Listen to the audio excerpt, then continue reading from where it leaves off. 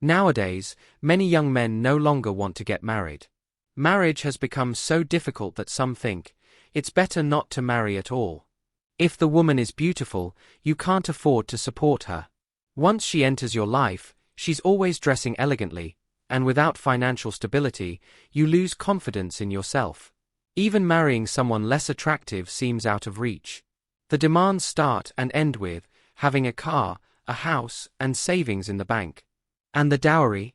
Something between 300,000 to 500,000 yuan is already considered modest.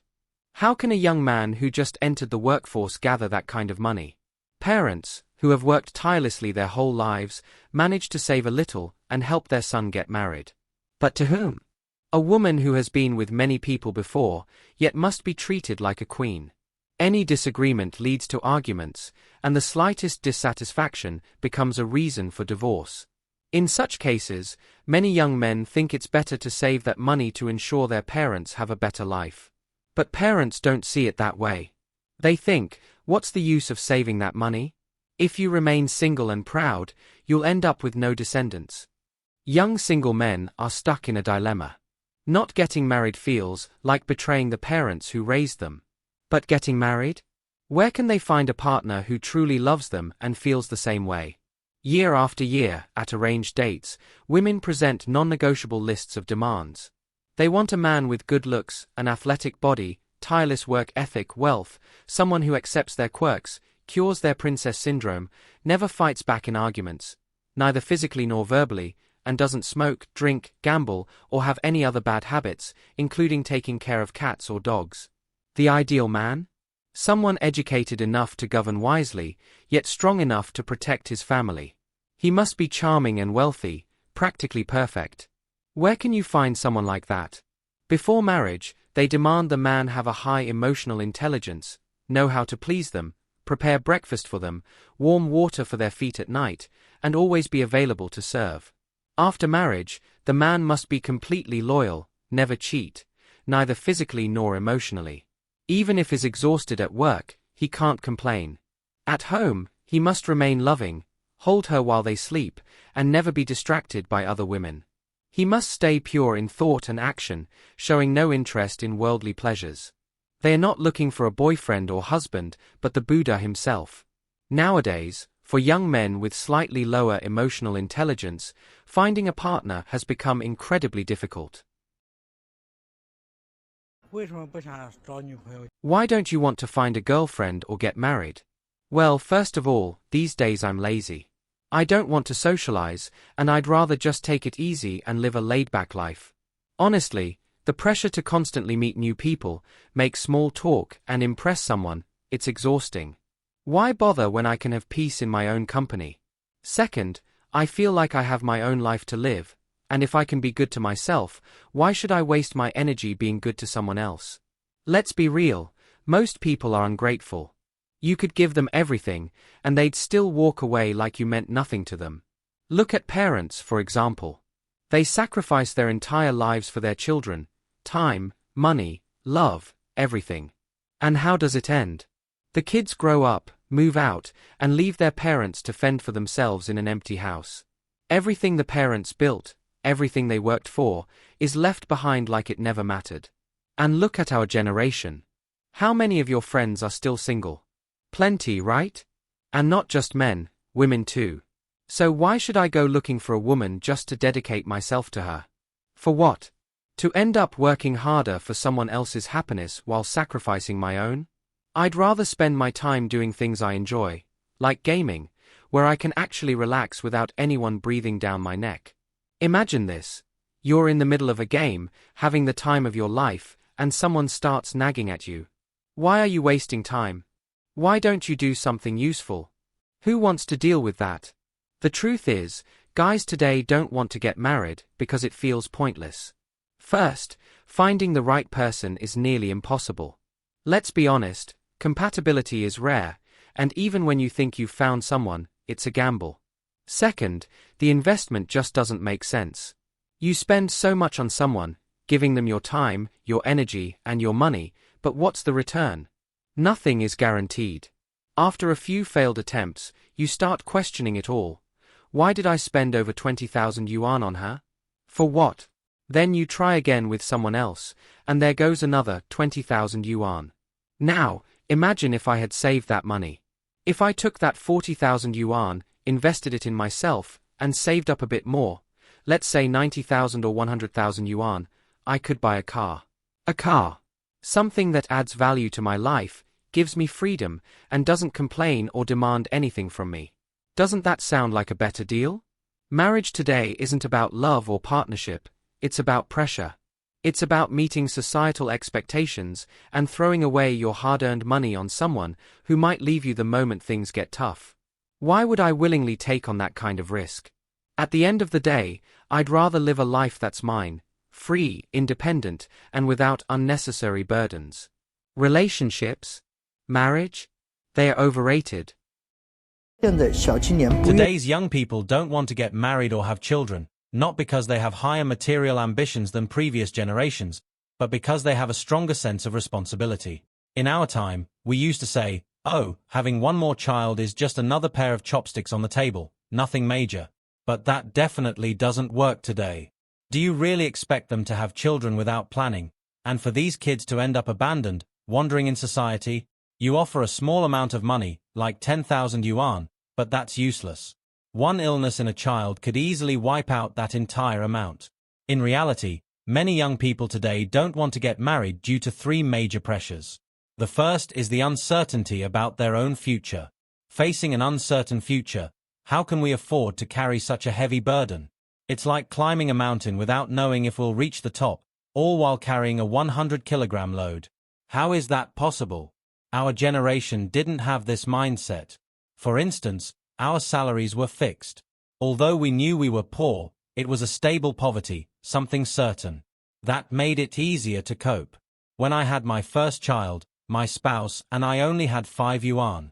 We lived paycheck to paycheck with no savings, but we were in a state of predictable poverty. We weren't overly anxious about the future. We knew that in 3 years, we could buy a TV, and in 4 years, a motorcycle.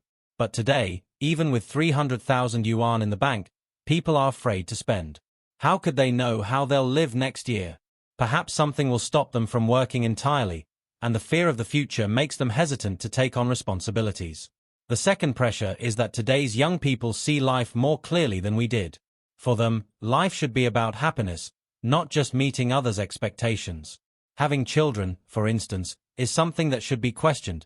Should I really take on this role? First, they want to understand if they're happy themselves. Moreover, they're very clear about setting priorities, unlike our generation, which rushed into responsibilities and ended up marrying without much thought. The third reason is a lack of confidence in ensuring their children's future.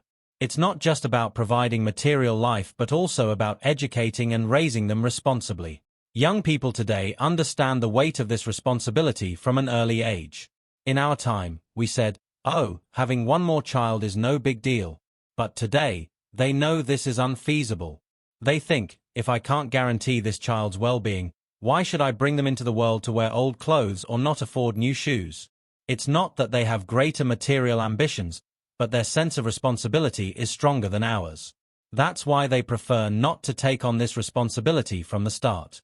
Avoiding the burden from the beginning is a responsible attitude. If someone takes on the burden and then abandons it, it causes far greater social impact. Do you really want children to be born irresponsibly and then abandoned to wander through society? Of course not, right? Therefore, I believe that not having children today is a rational choice. Of course, from the country's perspective, this is undesirable. But we must remember that the purpose of life is to seek happiness. Why are we discussing population growth purely from a labor force perspective? The argument that we're encouraging childbirth because the demographic dividend is disappearing is flawed from the start. If having a child brought genuine happiness, then encouraging people to have children would make sense. But when you think of it purely from the perspective of labor, you're not considering people's well-being. So, people won't accept this argument. From this perspective, we should understand and respect the young people who choose not to get married or have children. This attitude, in fact, demonstrates a genuine sense of responsibility. Why are some men willing to spend tens of thousands of yuan to marry someone they've known for only a few months? but they don't want to spend the same amount to marry a girlfriend they've known for years. Dear, the reason is that, for these men, years of dating are not seen as a benefit, as women think, but as a cost. So, when faced with a bride price of tens of thousands of yuan, they feel like they're losing out. It's like it says in the Chinese 007 movie, I thought with our friendship, we could talk a bit about feelings, but in the end, it was just a business deal. Let me give you another example. You're a salesperson who has been working with a client for over 10 years. The client asks for a quote, and you offer 150,000 yuan, while other suppliers also quote 150,000 yuan. You think, we've known each other for so long, the client should choose me. But the client thinks, we've known each other for more than 10 years, and I also pay you a good commission, but your price is the same as the others. So why should I choose you? Moreover, many men don't mind spending the money. It's just that they care about one thing. If I don't have this money, do I not deserve to love you? If I don't have this money, you won't be with me? Do you see me as just a provider?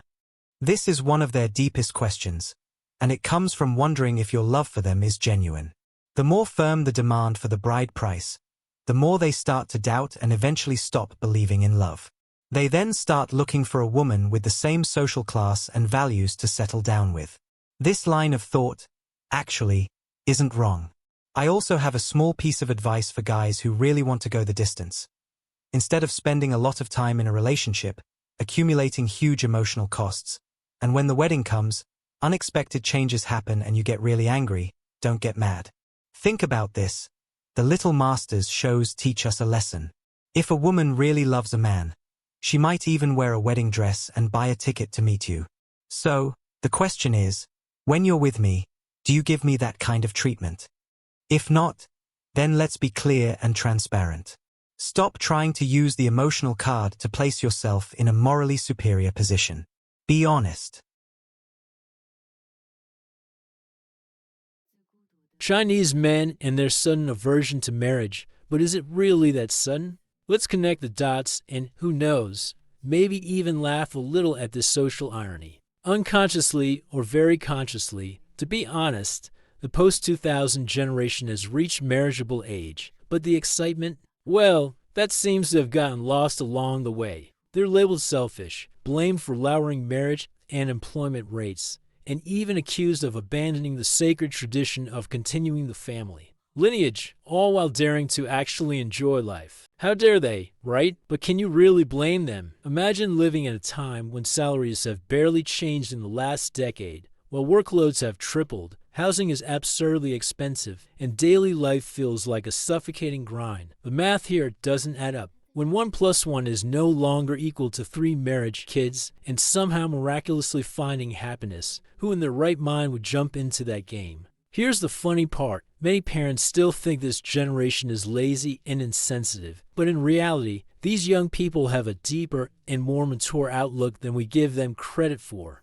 Marriage only if it brings happiness and personal growth. Pressure and limitations. No, thanks. Marriage has become a choice, not a requirement. This isn't irresponsibility, it's self-preservation. Mental health and freedom, these are the new priorities. Now, let's talk about the harsh reality, friends. Don't be fooled. Most long-lasting relationships are tied by one-word interest. And when the tide turns, where are those friends who lend you 100,000 yuan when you're drowning in debt? Spoiler alert, they don't exist. What you'll find instead is a festival of judgment and ridicule. And if you happen to succeed in life, get ready to be the cash cow of your social circle. It's that old saying, friends are for BBQs.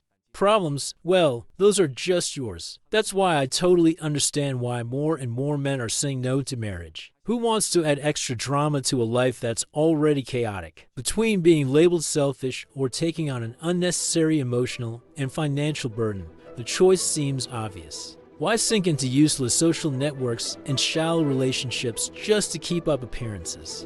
It's better to choose freedom, even if it comes with a bit of loneliness. So, what do you think about all this? Do you agree with this new perspective? Or do you still believe marriage is a must? Share your opinion in the comments, drop a like on this video, and subscribe for more discussions like this. See you in the next video.